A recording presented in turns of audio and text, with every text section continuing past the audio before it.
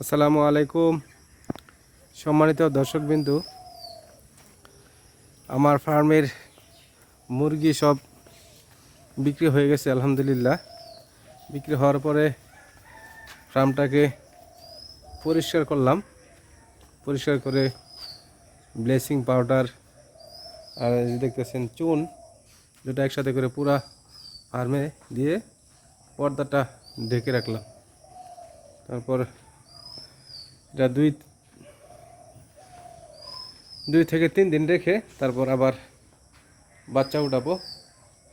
এই দেখতেছেন এখানে আমার যে পানি এবং খাবারের ডিঙ্গারগুলা, আর পর্দা এখন ঢেকে রেখেছি। ইনশাল্লাহ এই সপ্তাহে বাচ্চা আসবে। আজকে হচ্ছে 6 তারিখ, মনে হয় 10 তারিখের ভিতরে ইনশাল্লাহ বাচ্চা চলে আসবে।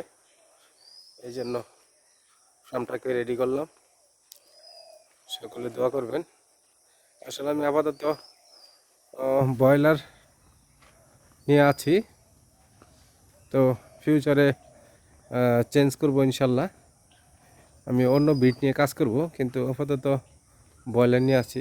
ব্রয়লার হচ্ছে শর্ট টাইমে আপনার ইয়েটা উঠে যায়, বেস উঠে যায়। এই জন্য আমি ব্রয়লার নিয়ে কাজ করতেছি।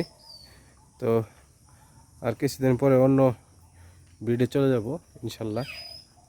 তো আপনাদেরকে আমি আপডেট দিব। তো আপনারা যখন মুরগি বিক্রি করে ফেলবেন তখন সেটাকে ভালো করে পরিষ্কার করবেন। পরিষ্কার করার পরে আপনার চুন এবং ব্লিচিং পাউডার একসাথে করে আমি দেখেন দিয়ে দিয়েছি, যাতে জীবাণুগুলো মরে যাবে।